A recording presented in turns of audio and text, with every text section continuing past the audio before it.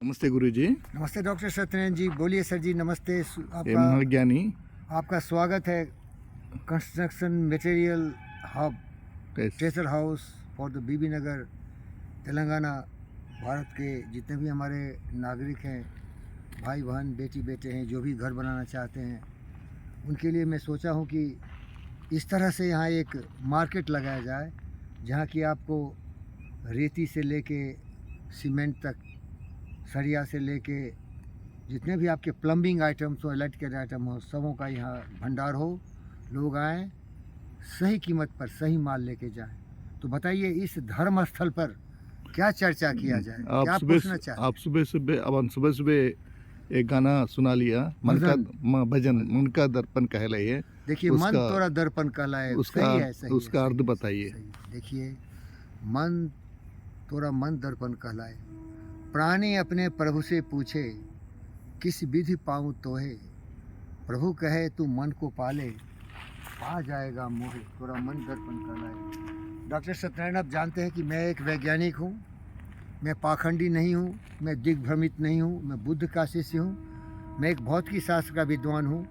इसीलिए मैं तो आइंस्टाइन, न्यूटन, स्टीफन हॉकिंग्स और एलोन मस्क के बराबरी नहीं कर सकता, लेकिन मेरी बुद्धि बिल्कुल सत्य की तरफ जाती है। मैं कभी भी पाखंडी काम नहीं करता हूँ। जिसको समझता नहीं, वो सोचता नहीं, वो बोलता नहीं।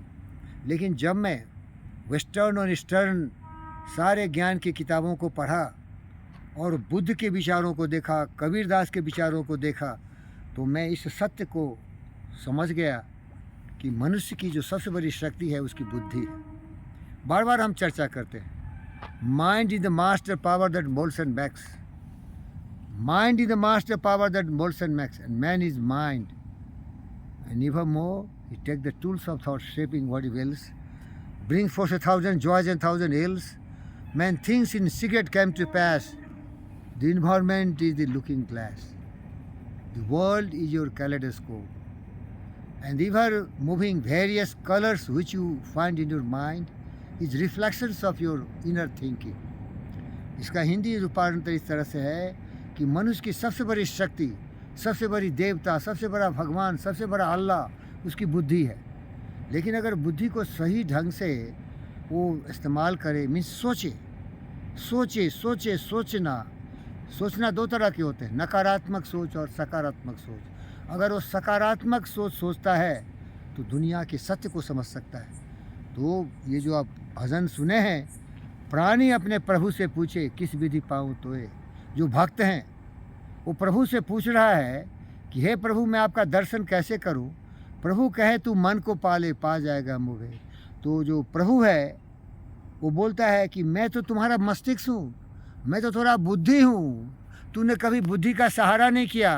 तुम कभी मंदिर गया, कभी मस्जिद गया, कभी कुछ किया। ऐसे ऐसे अंधे मूर्खों की बात सुनता है, अपने बुद्धि पर भरोसा नहीं है, क्योंकि तेरी शक्ति तो तुम्हारे बुद्धि में ही है ना। तुम क्यों दूसरे के पीछे भागता है।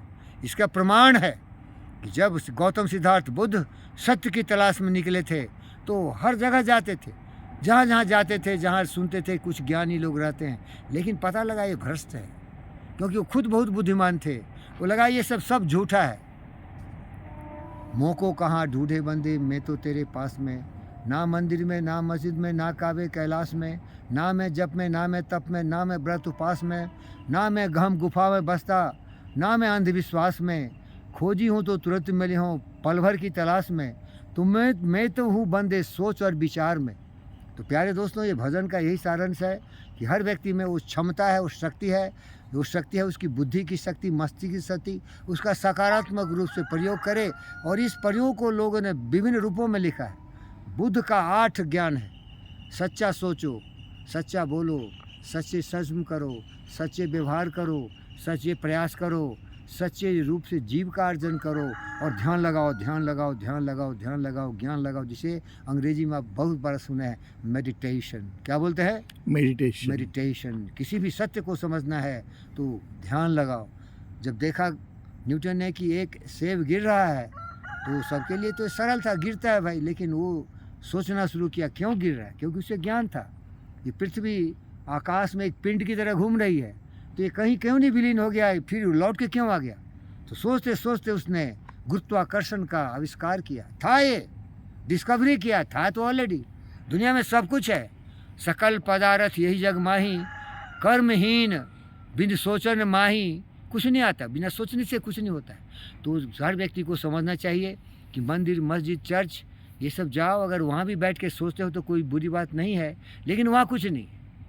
जीसस भी एक सोचने वाले व्यक्ति थे, मोहम्मद पैगंबर भी एक समझदार सोचने वाले व्यक्ति थे, बुद्ध भी एक सोचने वाले व्यक्ति थे। उनकी बुद्धि थी सोच, लेकिन वो सोचे तो सबके गुरु बन गए, लेकिन बाकी लोग भेड़िया जैसा उनके पीछे भाग रहे हैं।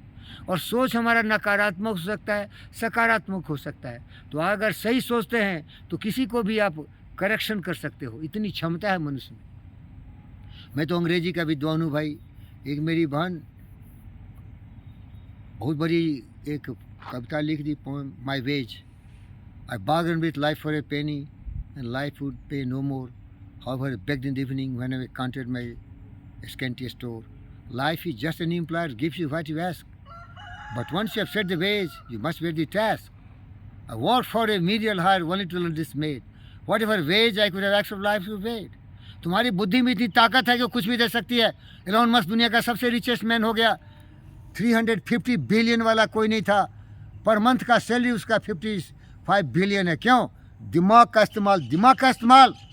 आदमी दिमाग का इस्तेमाल नहीं करता, दूसरों के सरे गले कचरे विचारों को अपने दिमाग में बैठ के लड़ाई झगड़ा मार काट दंगा फसाद करता है।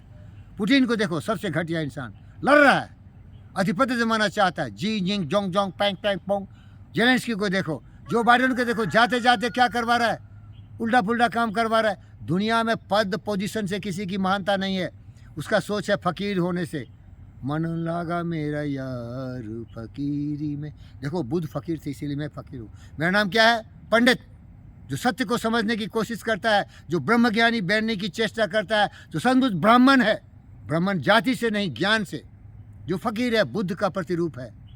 और बॉन्ड, जेम्स बॉन्ड, योगी वीरेंद्र योगी। धन्यवाद।